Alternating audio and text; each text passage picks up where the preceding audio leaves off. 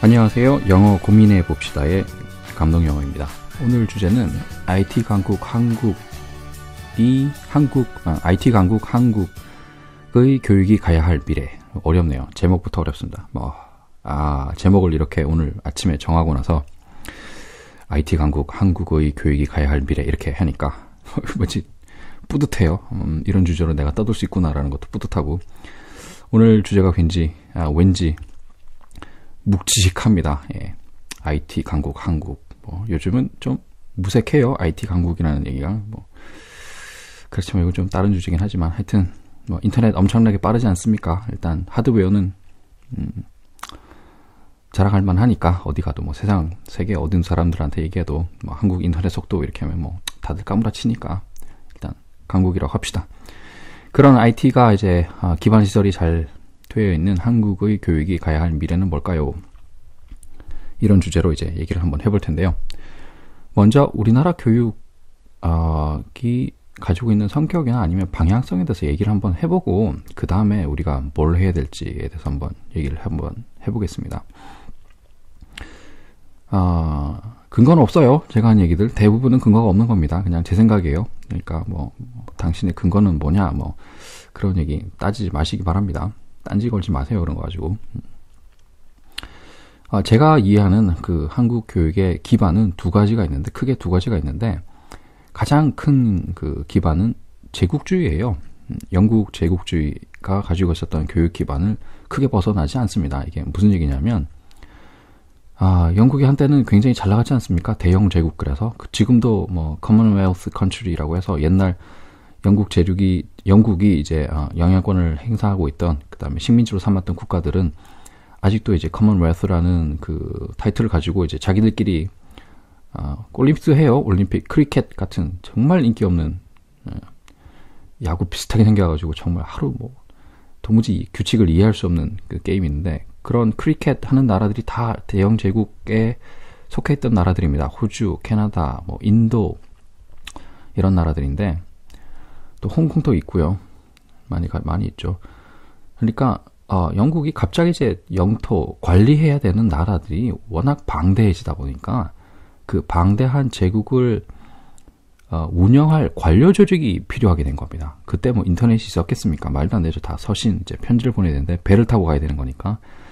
그래서 마치 영국 본토에서 식민지를 자유자재로 이제 통제를 하려면 그 방대한 조직을 관리할 수 있는, 운영할 수 있는 조직이 필요한 거고, 그 조직에 들어갈 사람을 대량으로 이제 교육을 시켜놔야 되는 거예요. 그래서 쓰기, 그 다음에 수학이 굉장히 강조가 됐죠. 이렇게, 왜냐하면 공문서를 읽고 이해하고 그 공문서의 지침에 따라서 행동을 해야 되는 거니까, 그 제국을, 식민지를 운영을 해야 되기 때문에 그런 부분들이 굉장히 강조가 됐습니다. 그래서 학교라는 조직이 만들어지게 되고, 학교에서는 일괄적으로 똑같은 획일적인 교육을 시키게 되는 거죠.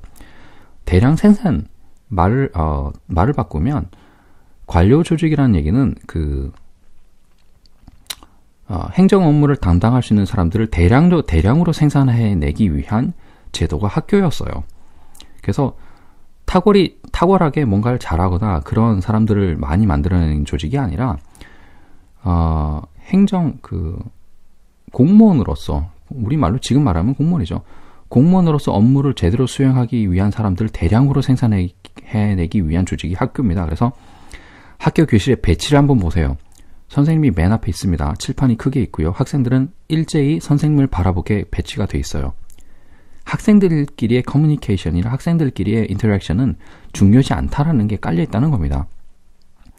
근데 지금 소규모 학원이나 이제 영어 전문 학원을 가면 학원 배치를 그렇게 하지 않아요.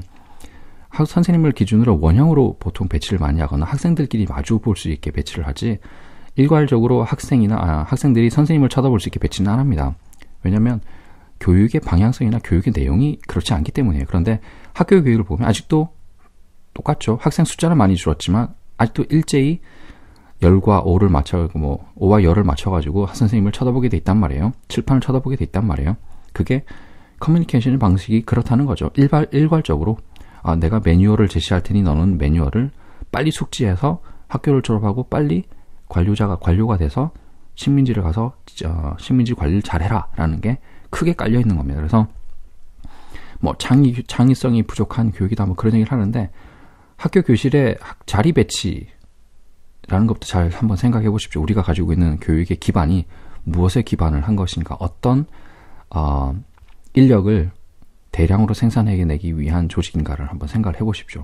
절대로 창의적이거나 아니면은 뭔가에 탁월한 그 인력을 키워내기 위한 조직은 아니었어요. 그리고 두 번째가 이제 학교 조직에서 이제 커리큘럼 얘기가 나와야 되는데 수업 시수가 어떤 과목들이 집중이 돼 있나를 보면 우리는 지금 당연하게 생각하고 있지만 국어, 그 다음에 영어, 외국어, 언어죠. 언어와 과학에 엄청나게 집중이 돼 있습니다. 그리고 뭐 고등학교 가면은 뭐 미술 시간, 음악 시간 다 자습 이렇게 막 하죠. 예. 고 2, 3 올라가면 체육 시간 당연하게 자습이고, 그다음에 중학교, 고등학교 1학년 때는 공 하나 던져주고 막 공 차라. 그럼 애들이 막 공 하나 가지고 막 놀고 끝나는데 체육 시간이 안타깝습니다. 그런데 이게 왜 우리나라 커리큘럼이 이렇게 수학과 과학, 언어에 집중이 되어 있느냐라고 보면 그 시작이 미국이에요. 미국이 언제냐면 60년대 미국하고 이제 러시아죠. 러시아하고 미국 사이의 우주 경쟁에서 소련이 한 발 앞서가게 됩니다. 미국이 발칵 뒤집었어요. 소련이 먼저 궤도 위성을 쏘아 올렸다. 우리는 여태까지 뭐 하고 있었을까? 그럼 냉전 체제니까 누가 더 우월한가에 대해서 굉장히 첨예하게 대립을 할 때니까 러시아가 먼저 궤도 위성을 쏘아 올렸다라는 것이 미국에서는 충격이었어요. 미국 국민한테는. 그래서 뭐 케네디 대통령이 우리는 10년 안에 달에다가 사람을 보내고 다시 이제 돌아오게 할 겁니다라고 엄청난 계획을 세우는데 그때서부터 학교의 커리큘럼이 과학과 수학에 집중이 됩니다. 미래의 엔지니어들, 과학자들을 키워내기 위해서 커리큘럼이 굉장히 그렇게 바뀌게 되죠. 지금 우리 커리큘럼은 그 미국의 그다음에 과학자, 엔지니어를 길러내기 위한 커리큘럼에서 크게 벗어나지 않아요. 그래서 그 근간은 우리 학교 교육의 근간은 제국주의에서 관료 조직을 대량으로 키워내기 위한 그 영국의 학교 시스템을 기본으로 가져가고 있고 그 안에 있는 커리큘럼은 미국이 과학자와 엔지니어들을 생산해내기 위한 커리큘럼을 그대로 가져가고 있습니다. 그래서 뭐 21세기 창의적인 교육 이런 얘기를 하는데 참 안타까운 건 과연 우리 학교 조직이 어떤 시스템에 근간을 하고 있고 어떤 인재를 대량으로 많이 키워내기 위한 조직인가를 다시 한번 생각해 볼 필요가 있어요. 학교 배치, 책상 배치 한번 보시라는 겁니다. 이게 무슨 창의적인 교육이나 아니면은 그 21세기 필요한 인재를 길러내긴 조직은 아니란 말이에요. 자, 이제 IT 강국 한국의 교육이 가야 할 미래 이제 본격적인 얘기가 나올 텐데 하여튼 지금까지의 교육은 이러이러했고 학교 교실과 선생님은 이렇게 배치가 돼 있었고 학과목은 이렇게 배치가 돼 있었고 시수는 이렇게 돼 있다. 그러면 앞으로 어떻게 될까?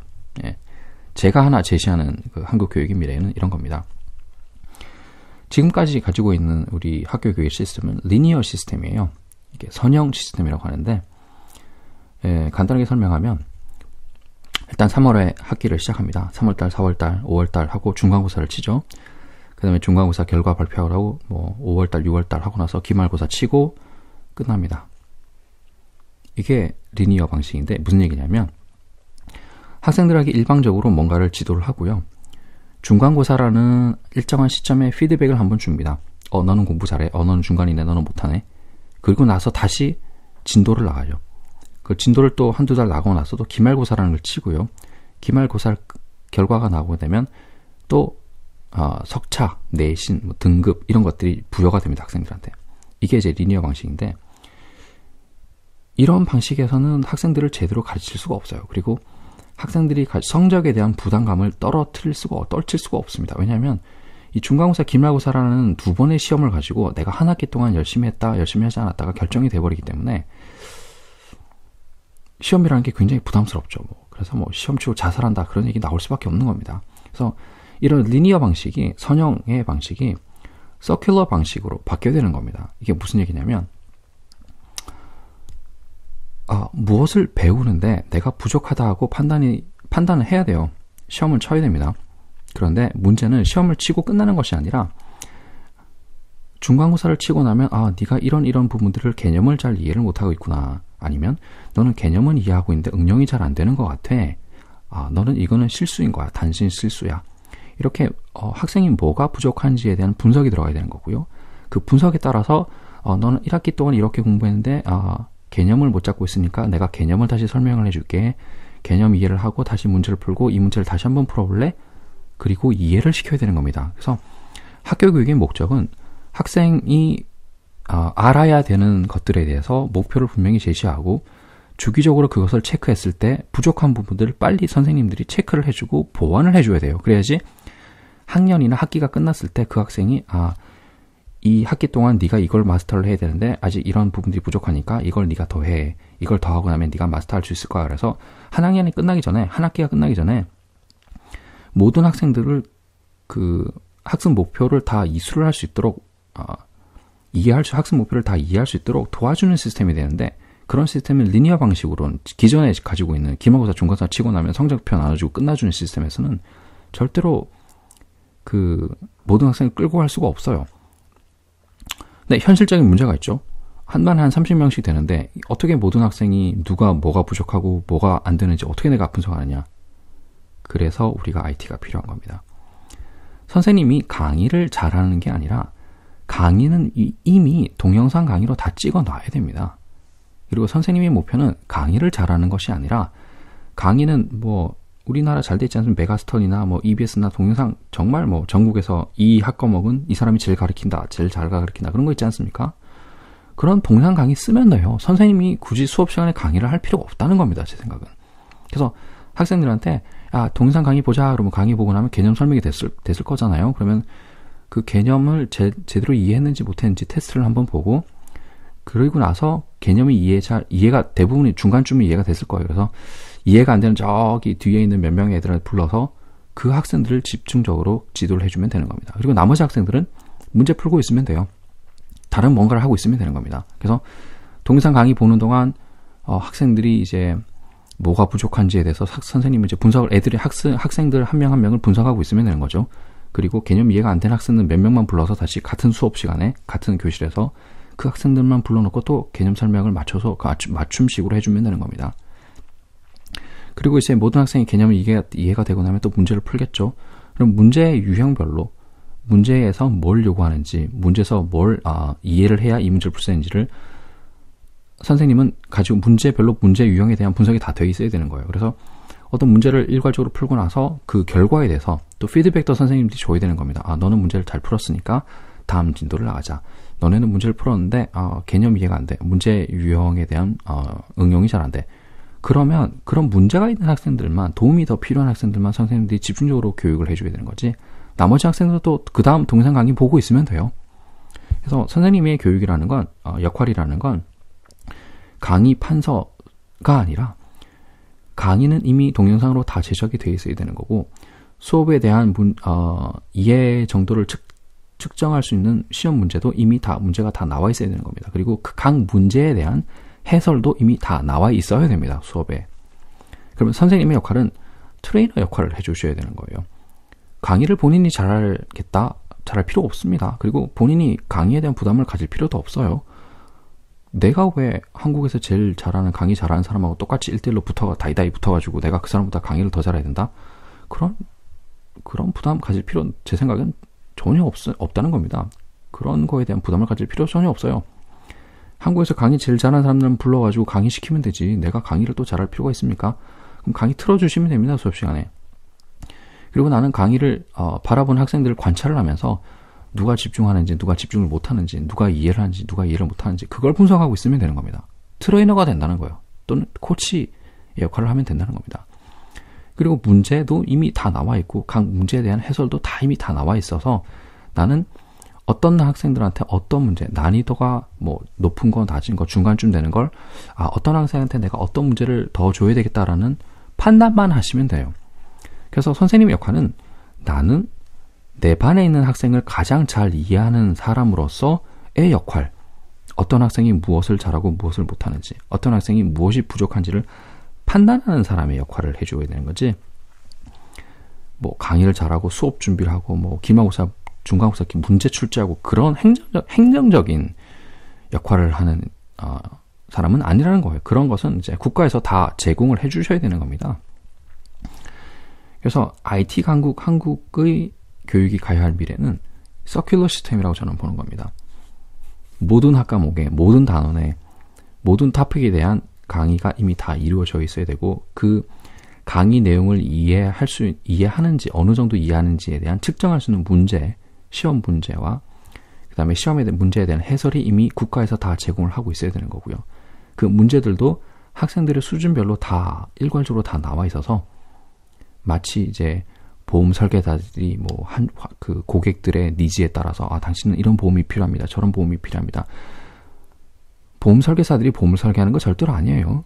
그 본사에서 그 상품들 다 설계해서 다 뿌려놓은 겁니다. 그런데 보험 설계사들의 역할은 개개인의 고객의 니즈에 맞춰서 그 복잡하고 뭐 엄청나게 많은 상품 중에 최적의 상품을 뽑아서 골라주는 게 역할인 것처럼 선생님들도 역할은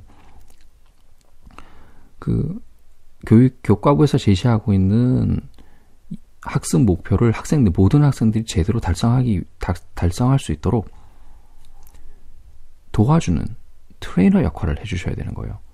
그러려면 어떻게 되냐면 중간고사, 기말고사 이런 시스템이 아니라 매월 또는 매주 시험을 봐야 됩니다. 그리고 시험 결과에 따라서 학생의 낙인, 너는 열등생, 너는 우등생 이렇게 그 레벨별로 카테고리별로 학생을 분류하는, 선별하는 작업이 돼야 되는 것이 아니라 그 다음에 학생이 무엇을 공부해야 되는지는 가이드라인에 대한 정보로 써야 되는 겁니다.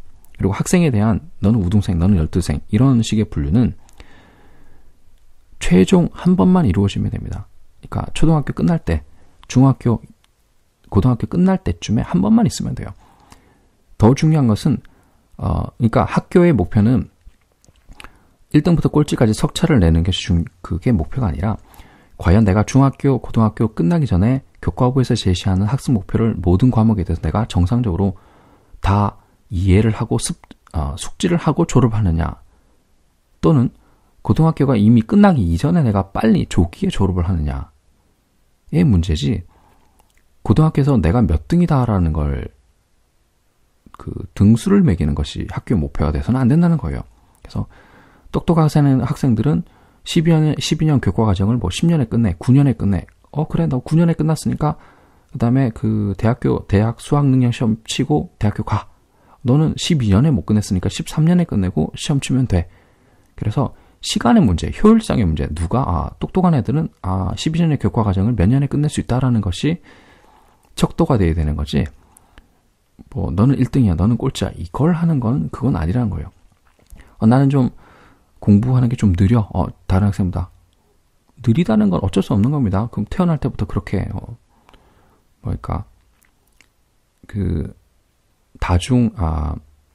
다중지능 이론이라는 게 있지 않습니까? 나는 수학과 언어 능력은 좀 약해. 하지만 나는 다른 쪽에 지능은 굉장히 발달해 있어. 근데 학교에서는 그런 걸 요구하지 않기 때문에 내가 좀 느릴 뿐이야. 그러면 되는 거지.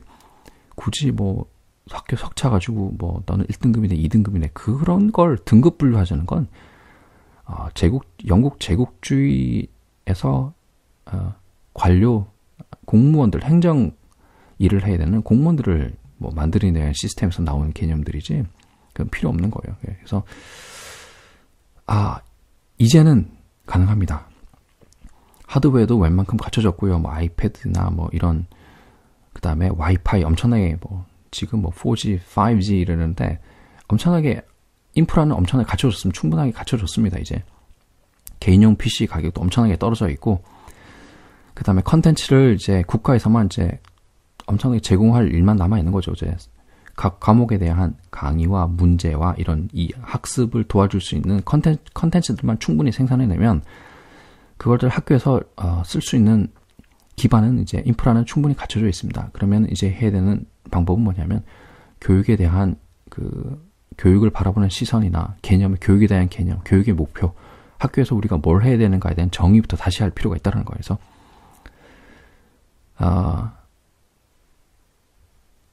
제가 이제 제시하는 방향은 뭐냐면 19세기 대영 제국이 가지고 있던 그런 관료주의나 아니면은 미국이 이제 1960년대 미국이 강조했던 그런 과학자들, 엔지니어들을 대량으로 해내기 위한 그런 커리큘럼이 아니라 우리는 어떤 인재상을 가지고 있느냐, 아니면 우리 한국 사회에서 바람직한 사람들은, 시민은